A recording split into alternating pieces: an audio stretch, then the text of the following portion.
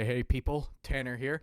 So when this came out, I was involved in a bit of a goon session. So that fucking joke was awful. That was the worst fucking joke I've. All right. Anyway, so I was watching the debate and shit, and I'm not gonna lie to you, I completely forgot they posted this.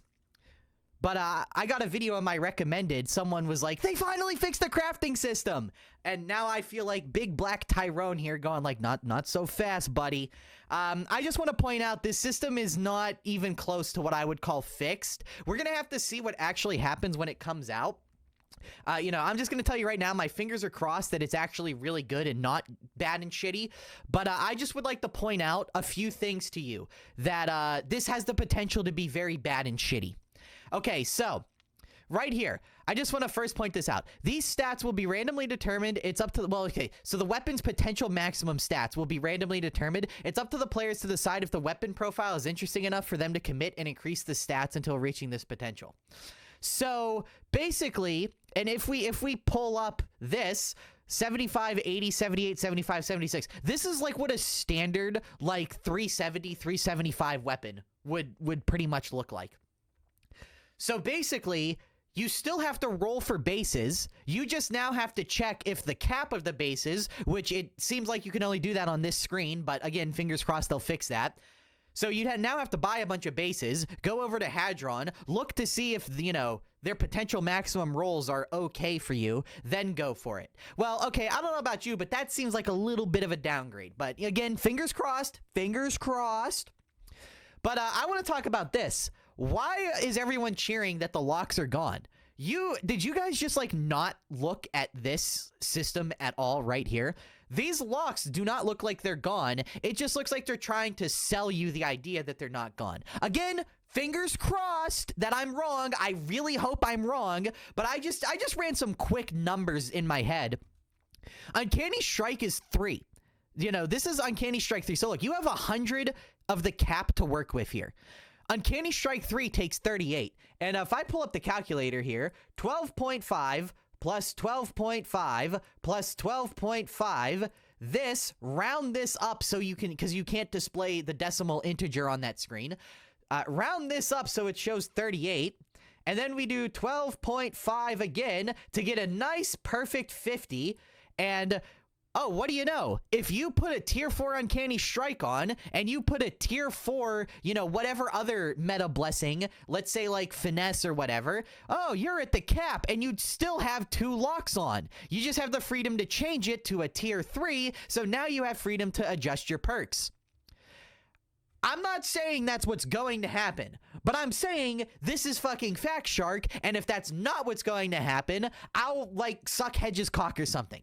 Because I'm just saying, the puzzle pieces fit together a little too well.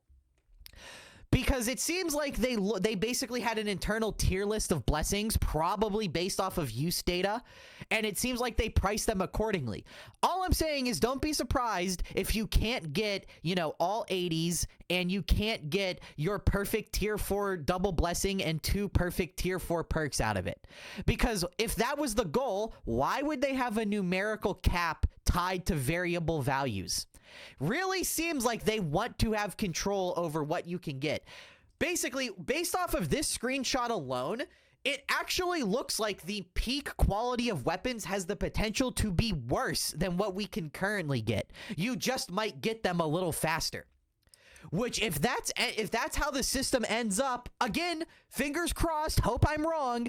But if that's how the system ends up, I will probably be done with Darktide for good and spend the rest of my life just shit-talking the game.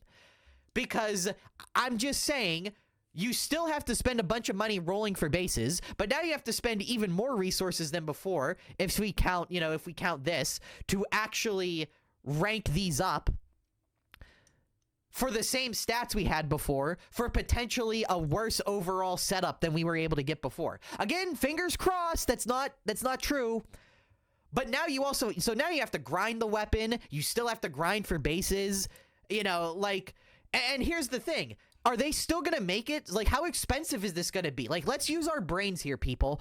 What if what if they make it so it takes like still 10-15,000 plasteel to get like a perfect weapon to like go all the way to the peak?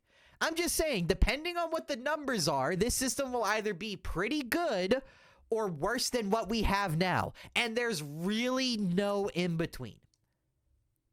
And it's just the fact that this is a system that even has the potential to be worse than what we already have that makes me just go like, come on, dude, how did you do this? How did you fuck this up? Another thing that I need to point out right here, and this is another thing that makes me really not excited. This system will merge all weapon types and families. Okay, well, that's already how it works, but okay. Meaning players will be able to freely switch between different marks of the same weapon type. That is literally how the system already works.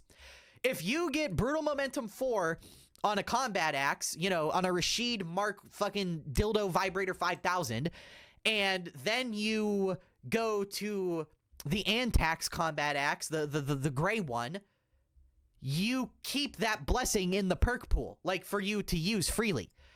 So all I'm saying is the screenshot shows that there is the potential, depending on what numbers they settle on, to really fuck you over. And the way they're describing this seems like they're describing how the system currently works. They're saying that they reworked the system into how it currently works to try and like wow new players or people who quit early into coming back.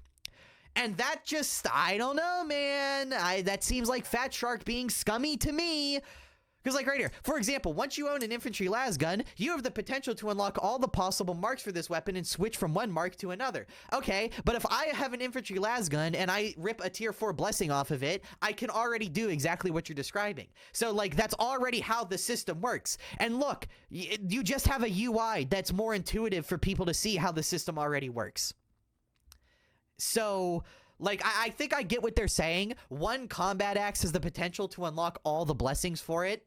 But again, depending on the numbers, what if they're saying, oh, you need to spend 30 hours to max out a weapon? Oh, and you already know because they didn't make any mention of it unless maybe I just fucking, I just fucking missed it. But I don't think I did.